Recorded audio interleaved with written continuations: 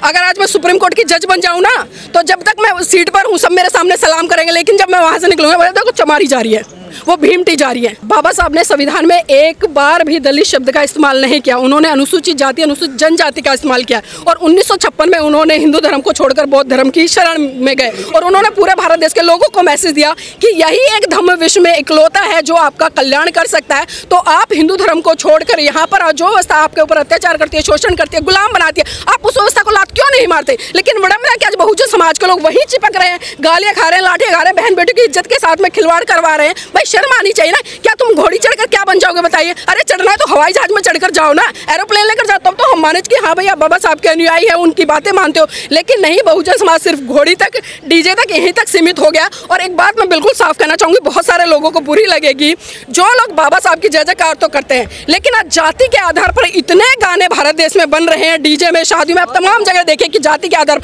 The great चमार, ये चमार, वो चमार, वो चमार। भाई चमार चमार करके कर क्या लोगे तुम? क्या कर लोगे? क्या बाबा साहब ने आपको चमार पर रहने के लिए कहा या बाबा साहब ने आपको चमार बनने के लिए कहा? बाबा साहब ने जिस व्यवस्था से, बाबा साहब ने जाति तोड़ने की बात की, लेकिन आज बहुजन समाज के लोगों ने इतनी जातियां बना दी, कोई जाटा बनाए, कोई चमार बनाए, तो कोई कुछ बन रहा है, कोई कुछ बन रहा है। तो जब आप खुद ही संगठित नहीं हो तो हम उन महान पुरुषों के, उन संगठनों को क्या ब्लेम करें या उन बहुत बात कर रही हो? दुनिया की सबसे महंगी ब्रांड चमार है। भाई साहब देखिए, ब्रांड बना लीजिए, कुछ भी बना लीजिए। अगर आज मैं सुप्रीम कोर्ट की जज बन जाऊँ ना, तो जब तक मैं सीट पर हूँ सब मेरे सामने सलाम करेंगे, लेकिन जब मैं वहाँ से निकलूंगा देखो चमारी जा रही है, वो भीमटी जा रही है। बताइए तो फिर क्या ऐसे ब्रांड का करना क्या है? बाबा साहब ने दिया है ना आपको एक मार्ग दिया कि बुद्धिज्म की तरफ जाइए, वहाँ पर आपकी जातियाँ खत्म हो जाएंगी, सब कुछ खत्म हो जाएगा और आप एक मनुष्य बनोगे, मनुष्य नहीं बल्कि एक सर्वश्रेष्ठ मनुष्य बनोगे। लेकिन आज जो भारत का बौद्ध समाज है या मैं कहूँ बहुजन समाज है, वो भगवान बुद्ध और बाबा साहब की तरफ नहीं बढ़ रहा है। अपना बड़ा भाई मानते हैं, जिनको बहुजन कहते हैं, वही कर रहे हैं ना इस काम को। तो देखिए यादव समाज आज, जहाँ तक मैं समझ रही हूँ, कुछ जो पढ़े लिखे लोग हैं वो निकल कर आ रहे हैं, वो विचारधारा पर भी काम कर रहे हैं, लेकिन ये उनकी ज्यादा जिम्मेदारी बन जाती है जो समझ गए उस विचारधारा को, क्योंकि इनके समाज से ललित सिंह पेरियार जी आए जिन्होंने सच्ची रामायण का इतिहास खोल कर रख दिया और एक नहीं 3 बार मतलब इलाहाबाद हाईकोर्ट और सुप्रीम कोर्ट से वो जीत कर लाए और उन्होंने धज्जियां उड़ा दी कि कोई राम नहीं है, कोई सीता नहीं है, इनका एक एक चरित्र खोल कर रखा। तो यादव समाज के लोगों को ये समझना चाहिए। लेकिन यादव समाज का लोग बिल्कुल, देखिए आइए भाई आगे आइए,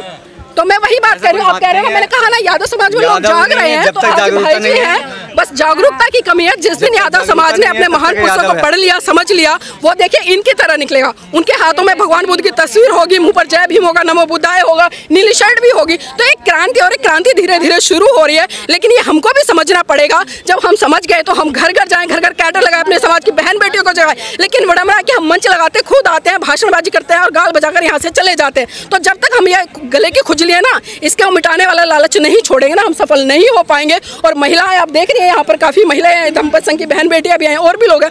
तो ये लोग कहीं ना कहीं सीख रहे हैं, समझ रहे हैं, क्योंकि जब एक महिला शिक्षित होती है ना और जागरूक होती है तो उससे कई परिवार नहीं बल्कि आस पास का समाज भी जागरूक होता है। तो ये आज बहुजन समाज के तमाम लोगों की जिम्मेदारी बन जाती है जो बाबा साहब के। जी, फिर शासन है, संविधान का राज चल रहा है, तो फिर एक आदमी को बारात क्यों नहीं चढ़ा देते? पुलिस आपकी है, पुलिस आपकी है, प्रशासन आपका है, शासन आपका है, सत्ता में कौन सी मानसिकता के लोग हैं? वो वही हिंदुवादी लोग हैं जो 4 वर्णों में इस भारत देश को विभाजित कर रखा है, जो कहते हैं कि हम ब्राह्मण हैं, हम सबसे श्रेष्ठ है। एक नीचे है उससे, वो कहता है हम क्षत्रिय, हम योद्धा हैं। एक कहता है कि हम वैश्य, हमें व्यापार करने का। और एक शूद्र है, शूद्र में तमाम जातियाँ आती है, 4000 से ऊपर जातियाँ, वो क्या है? वो इन सबकी गुलामी करे। क्यों करे भाई गुलामी? तो इस बहुजन समाज जो शूद्र है उसको समझना पड़ेगा कि वो किसी का गुलाम नहीं है। और जब तक आत्म सम्मान की लड़ाई को हम नहीं समझेंगे ना, ये अत्याचार चाहे घोड़ी पे हो या बहन बेटियों के साथ में हो या जाति के आधार पर आए दिन घट रहे ना, ये घटते रहेंगे। तो हमें सिर्फ और सिर्फ बाबा साहब की बात माननी। और याद करो वो 1956 वाला प्रकरण, 14 अक्टूबर को बाबा साहब ने जब बौद्ध धर्म की शरण ली और इस देश के लोगों को बहुत बड़ा संदेश दिया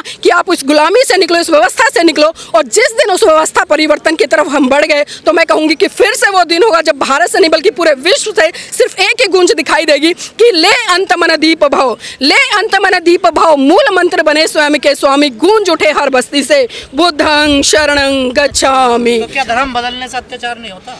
मैंने धर्म बदलने की तो बात ही नहीं करी। और क्या कह रही? मैंने व्यवहार को बदलने की बात की है। बुद्धिज्म कोई धर्म नहीं है, एक जीने की कला है, एक सर्वश्रेष्ठ कला है। और जो इसकी तरफ बढ़ेगा, आज मैं नाम के पीछे बोध लगा लूं और मैं गालियां दूं तो क्या मैं बोध हूं? मैं दारू पीऊं तो दब के क्या मैं बोध हूं? क्या मैं दूसरी बहन बेटियों को बुरी नजर से ताकूं क्या मैं बोध हूं? दूसरे लोगों को मैं गंदी गंदी गालियां दूं क्या मैं बोध हूं? बताइए, बोध का मतलब है आपकी जो स्थिति है और खासकर मन की, क्योंकि आज से 2500 वर्ष पूर्व महाकाणिक तथागत बुद्ध ने साफ साफ कहा धम्पद की पहली गाथा में कि मनोपुबंगमा धम्मा मनो सेठा मनोमया मनसा चैपदुठे न भास्ति वा करोति वा ततो नंग दुख मनवैति चक्कंग व वहतो पदंग। अर्थात मन सभी प्रवृत्तियों का अगवा है। जो विचार आपके मन में आएंगे चाहे वो अच्छे हो या बुरे हो, एक तरह से सब चीज़ों की उत्पत्ति आपके मन से हो रही है। अगर आपके मन में अच्छे विचार हैं तो अच्छी बातें निकलेंगी, बुरे विचार है तो बुरी निकलेंगी। और जब एक व्यक्ति दुखी मन से बोलता है तो आप समझ सकते हैं कि उसका जो शारीरिक एक फैक्टर है या कुछ भी है वो किस तरह का होता है। तो इसलिए आज हमें जो चित्त है, ये मन है, इस पर काम करना पड़ेगा। बहुजन का कॉन्सेप्ट था वो तो फेल हो गया ना। देखिए बहुजन रोकते सहारनपुर में मुसलमान रोक लेते हैं। देखिए मैंने कहा ना सभी एक से नहीं है, पीछे है ना, सभी एक से नहीं है। सभी बहुजन देखिए, जाटा समाज हो या चमार समाज हो या वाल्मीकि समाज हो, इनमें भी सभी लोग जागरूक नहीं है। इसी तरह से यादव हो या जाट हो, उनमें भी सभी लोग जागरूक नहीं है। कुछ अपवाद आपको कुछ मिल जाते हैं और वही लोग कहते हैं कि मछली पूरे तालाब को गंदा करती है। तो ये उदाहरण ऐसे लोगों पर बिल्कुल सटीक बैठता है। लेकिन मैं फिर कहूंगी कि समाज का जो बुद्धिजीवी वर्ग है, आज उसकी जिम्मेदारी बनती है कि वो समाज के लोगों को अपने महान पुरुषों का मार्ग दिखाए, वो दिशा दिखाए। और जिस दिन ये हो गया ना तो भारत का एक अलग ही सीन दिखाई देगा। बेटियों के साथ हुआ उसको कोई चिंता करने की जरूरत नहीं। चिंता करने की जरूरत क्यों नहीं है ना, मैंने कहा ना सारा मन का खेल है। क्योंकि जो आपके मन में बसा है वही तो निकल रहा है। और ये सांस्कृतिक परिवर्तन है, क्योंकि हमने धर्म तो बदल लिया, हमने बौद्ध तो लगा दिया, लेकिन जो हमारी चित्त की प्रवृत्ति थी वो तो नहीं बदली। आज भी वही वो हिंदू वाली सोच है कि हमें दूसरी की बेटी को गलत देखना है। मैंने शुरू में ही कहा था कि आज जो होली मना रहे हैं लोग, आज हिंदू को देखिए तमाम बहन बेटियों को गाली दे रहे, कोई कहीं से छेड़ रहा है, कोई कहीं से छेड़ रहा है। तो क्या है ये, कौन सी संस्कृति है? क्या ये वो संस्कृति है जो बुद्ध की बात करती है? क्या ये वो संस्कृति है जो भाईचारे की बात करती है? या ये वो संस्कृति है जो बहन बेटियों को एक साथ लेकर आगे बढ़ाने की बात करती है? लेकिन इस आंदोलन को लेकर किसी बड़े नेता का कोई बयान नहीं आया। देखिए बड़े नेता कौन है, किसको कह रहे हैं बड़े नेता, किसको कह रहे हैं? तेजस्वी यादव, अखिलेश यादव जी, जब उनके ऊपर अत्याचार शोषण होता है, जब उनका कार्यालय धुलवाया जाता है मुख्यमंत्री, तब उन्हें पता चलता है मैं हिंदू नहीं हूँ, मैं शूद्र हूँ, तब वो कहते हैं मैं हिंदू नहीं हूँ। विधानसभा में वो कई बार रामचरितमानस उठा लेते हैं, तब वो कहते हैं कि नहीं हम शूद्र नहीं है। लेकिन वही अखिलेश जब उनके पिताजी एक्सपायर हुए तो क्या कर रहे थे? वही पंडित पुजारियों को बुलाकर कर्मकांड कर रहे थे, हवन कर रहे थे, पूजा कर रहे थे। तो ये राजनीतिक लोग हैं, चाहे वो अखिलेश हो या अन्य कोई भी हो, इन लोगों की बातों में हमें नहीं आना है। मैं बार बार कह रही हूँ, जब तक समाज के लोग जागरूक नहीं होंगे और जब तक अगर सम्यक दृष्टि रखते हुए सोच विचार नहीं करेंगे ना, तब तक ये नेता भी आपको ठगेंगे और तमाम संगठन भी आपको ठगेंगे, हर लोग आपको ठगेगा। तो आज ये बहुजन समाज के लोगों को समझना है कि आपकी दिशा क्या है, आपका भला कहाँ है और आपका कोई कल्याण कर सकता है तो कौन कर सकता है। भला कथावाचकों के पास जा तो रहा है।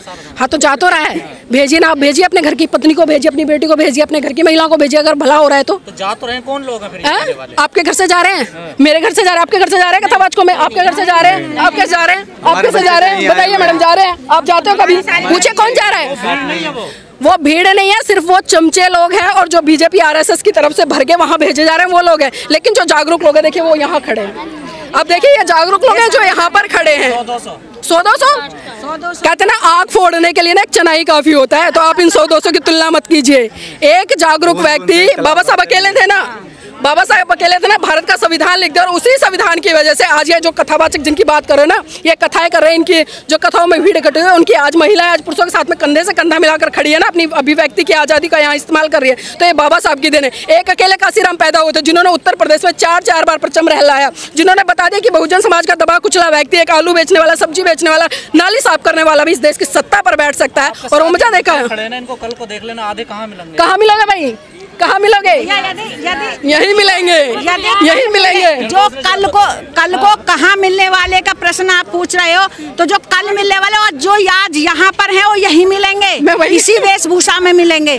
कल होली तो हर जगह मिलते। खुद ही बोल दिया ना, आपने खुद ही साबित कर दिया कि यही मिलते हैं। जी देखिए हम जितना बड़े बदलाव की उम्मीद आप लोग करते हैं वो हो रहा है? कितना बड़ा नहीं होगा, क्यों नहीं होगा? जब प्रयास किए जा रहे हैं तो होगा, ऐसी बात नहीं है। आप ही 10-20 नहीं, ऐसा नहीं है। 10-20 हमारे साथ और भी बहुत सारे 10-20 और हो जाते हैं, उनके साथ और 10-20 हो जाते हैं। एक पूरे देश के एक ही जगह थोड़े इकट्ठे होंगे, हर जगह हर जिले में हो रहे हैं इकट्ठे। ये 10-20 की देन है कि आज यहाँ दिल्ली में पूरे देश से लोग आए हुए हैं। ये 10-20 लोगों की देन है। आइए वीरेंद्र जी, लो।